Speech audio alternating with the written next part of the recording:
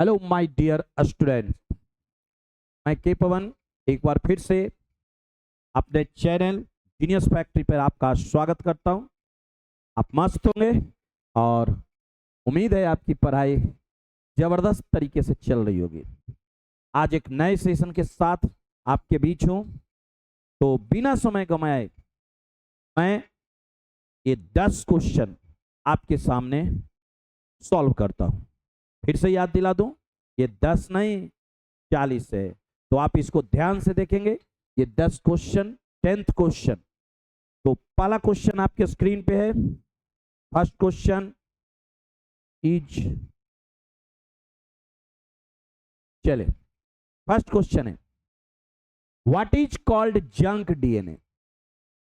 Junk DNA किसको कहा जाता है? ठीक है, जंक कैसे आप खाते हैं? जंक फूड माने वो फूड जो खाने लायक नहीं है, उसको जंक फूड कहा जाता है। वह फूड जो खाने लायक नहीं है, लेकिन हम लोग टेस्ट के लिए देख ही रहे हैं, सब जंक फूड खा खा के मेरी तरफ फैलते जा रहे हैं। तो जंक फूड बेकार। तो वैसे ही जंक डीएनए, देखिए कॉमन सेंस, साइंस वाले लोग कॉमन सेंस लगाते हैं। तो जंक डीएनए उनको कहते हैं जिन पे नॉन कोडिंग क्रम होता है। क्या होता है? नॉन कोडिंग क्रम वाले डीएनए को ही हम लोग जंक डीएनए कहते हैं, माने बेकार है, कोई काम का नहीं है। अरे जब एक्सप्रेस ही नहीं हो रहा है तो वो किसी काम का नहीं। ठीक, तो जंक डीएनए कहते हैं। चलिए next question, second number, when are Okazaki fragments आर फॉर्म्ड। ओकाजाकी फ्रैगमेंट्स कब बनता है? तो देखिए क्वेश्चन बनाते समय बार बार कर रहा हूं, रिकॉल करेंगे। ओकाजाकी फ्रैगमेंट, ये बात कहां आई थी? तो ये बात था रिप्लिकेशन में। जब डीएनए का रिप्लिकेशन 2 स्ट्रैंड पर होता है, तो एक स्ट्रैंड पर कंटिन्यूअस होता है और एक स्ट्रैंड पर रुक रुक कर होता है। ठीक है, इधर कंटिन्यूअस इधर डिसकंटिन्यूअस। ठीक है, इस स्ट्रैंड को लीडिंग स्ट्रैंड बोलते हैं, इसको लैगिंग स्ट्रैंड बोलते हैं। और ये जो छोटा छोटा फ्रैगमेंट बना, इसी को हम लोग कहते हैं ओकाजाकी फ्रैगमेंट। ओकाजाकी नाम के साइंटिस्ट ने इसके बारे में बताया था। तो ये किस प्रोसेस में मिलता है आपको? ये मिलता है डीएनए के डुप्लीकेशन के समय। तो क्या नाम हो गया? द्विगुणन। तो answer is doubling, duplication, replication. This terms are used for this. ठीक है, question number second. Question number third, what is required to activate amino acid for protein synthesis. अगर अमीनो एसिड है और आप उसको प्रोटीन साइंथेसिस में उपयोग करना चाह रहे हैं, तो इसके लिए आपको क्या जरूरत है? तो अरे भाई, बिना पैसा के इस संसार में कुछ होता है? बिना एनर्जी का कुछ नहीं होता। और यहाँ भी बिना एनर्जी के प्रोटीन बनेगा, तो एनर्जी कहां से मिलेगा? एटीपी से, एडिनोसिन ट्राइफॉस्फेट। तो आंसर इज देयर, आंसर क्या हो जाएगा? ATP. Next fourth number question, the process of transfer is related to, माने जो स्थानांतरण होता है वो किस प्रक्रिया में देखने को मिलता है? डीएनए संश्लेषण, डीएनए के साइंथेसिस के समय क्या स्थानांतरण होता है? माने डीएनए संश्लेषण का मतलब हो गया डुप्लीकेशन, रिप्लिकेशन और या डबलिंग। आरएनए साइंथेसिस यानी ट्रांसक्रिप्शन। राइबोसोम संश्लेषण, राइबोसोम के संश्लेषण के समय। नेक्स्ट प्रोटीन संश्लेषण। तो देखिए ट्रांसफर टीआरएनए लाला के न लाता है जी, प्रत्येक अमीनो एसिड को लाता है, अपनी टोपी उसको पहनाता है। तो ये प्रोटीन संश्लेषण के समय ये काम होता है।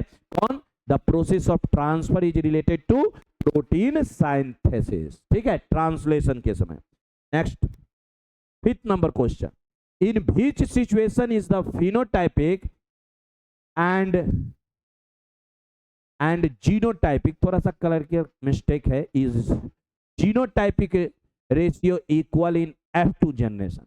वास्तव में क्वेश्चन पीछे वाले चैप्टर का है,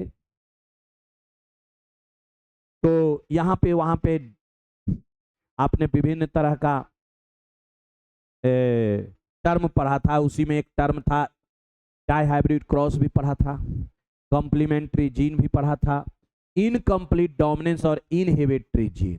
तो इन हर में देखते थे कि मोनो हाइब्रिड क्रॉस का रेशियो, जैसे फिनोटाइपिक रेशियो और genotypic ratio, both are different. Phenotypic ratio is 3:1 और genotypic ratio is 1:2:1 in the case of monohybrid cross. उसी तरीके से मेंडल का एक्सेप्शन था जिसको हम लोग कहते हैं इनकम्प्लीट डोमिनेंस।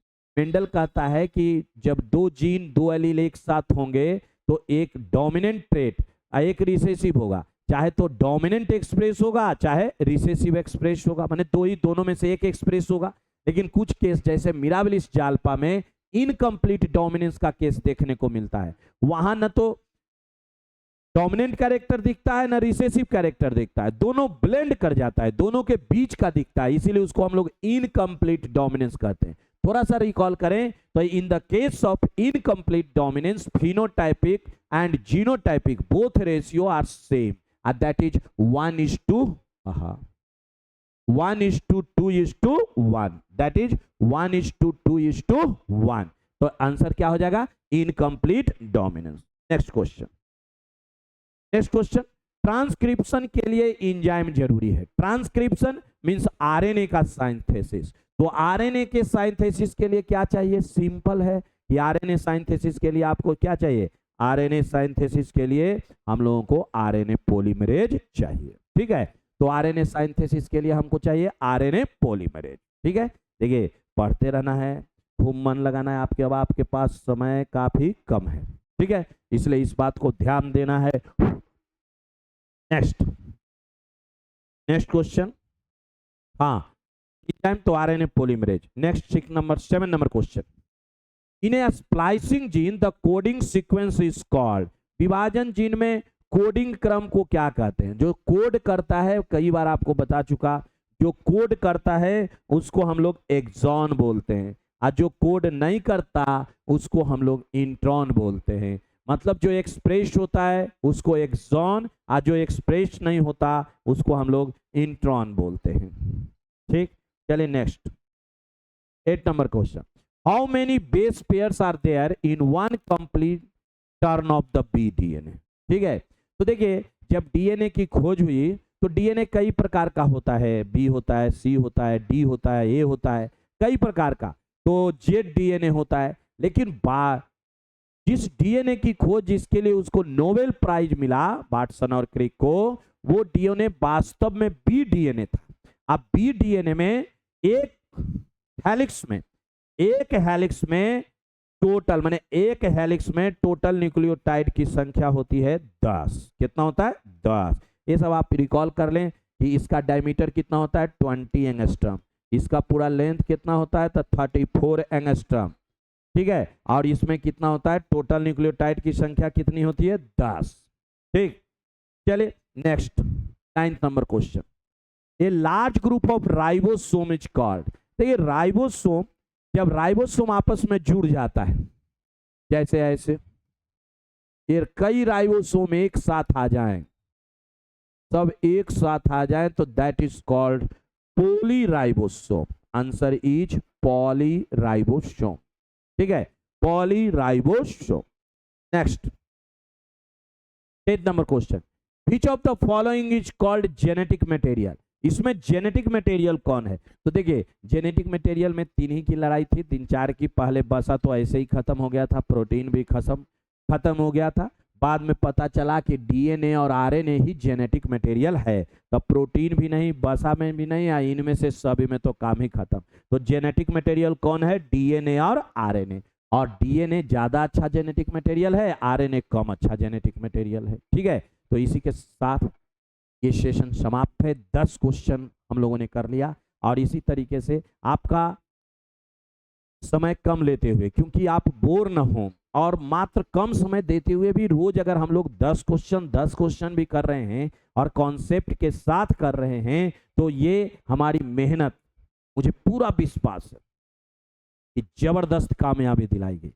450 से ज्यादा अंक आएगा, और हमारा यही प्रयास है। और आप लोगों को कहा है 450 आएगा तो 5 लाख रुपया मिलेगा। कितना? 5 लाख। ठीक है, तो बी सीरियस। नेक्स्ट क्लास में मिलते हैं। धन्यवाद।